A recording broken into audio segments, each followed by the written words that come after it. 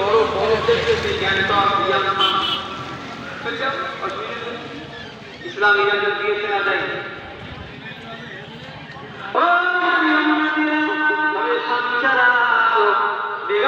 পুরুষের সঙ্গে চলাফেরা যাবে না, কথা ঠিক না যেতে। আজকে আমার আলোচনা আমার হক করে গেছে, আমার বই হক করে গেছে।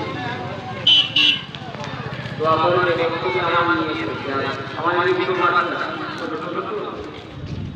আমার সঙ্গে যেটা পারবে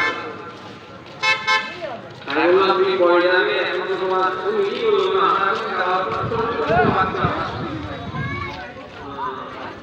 আমি তো বক্তব্য নিয়ে তাকে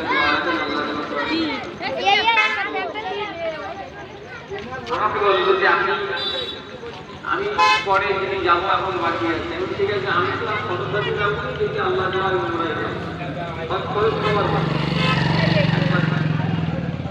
তুমি তোমার ভাই নিজে খরচা নিজের ভাই নিজের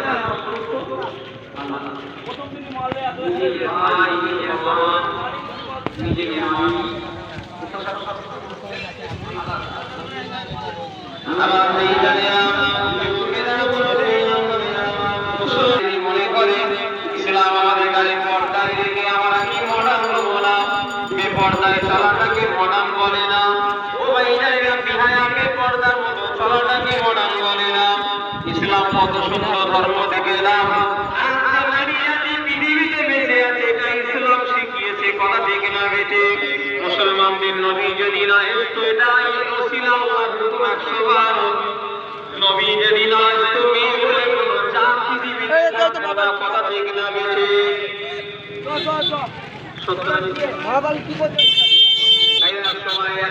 সময় ছিল যুগটার নাম হলো আইয়ামে জাহিলিয়াত, যাকে বাংলায় অন্ধকার যুগ বলা হয়। আর যে সময়তে কারো যদি কন্যা সন্তান হতো জেন্ত কবরের উঠে মেরে দেওয়া হতো, কথা ঠিক না যেতে।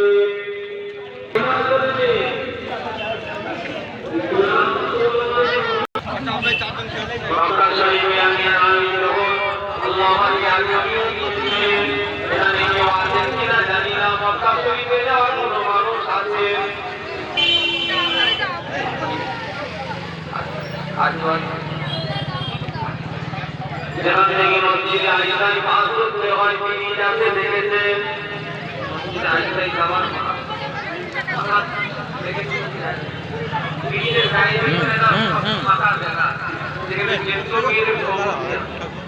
এখনো ওইভাবেই না, কিচ্ছু সংরক্ষণ হয় আবার পরে ওই জায়গাটা এখন ওইভাবেই আমরা কথা বল এর যেরকম করে পুরো ভিডিওটা করি এরকম করে ফের মধ্যরা দিতে পারবো।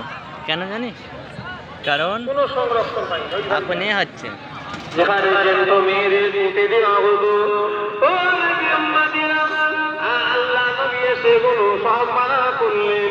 আমার ভাইজানেরা, ইসলামরা মেয়েদের স্বাধীনতা দিয়েছে, পৃথিবীর কোন ধর্ম দেয় না। পৃথিবীর সমস্ত ধর্ম মনে করে সমস্ত ধর্ম কেন আমাদের ধর্ম এখন মনে করছে মেয়ে হওয়া মানে লস হওয়া, কথা বলে না, মেয়ে হওয়া মানে। আমার দুটো ছেলে, আমাকে তো একজন বলছে তুই তো লালে লাল হয়ে গেছিস কেন? বলছে দুটো ছেলে হয়েছে তো আল্লাহ হাত দ্বারা করেন, আল্লাহ। আর যদি মেয়ে হতো কি হতো? অসুবিধা হতো না।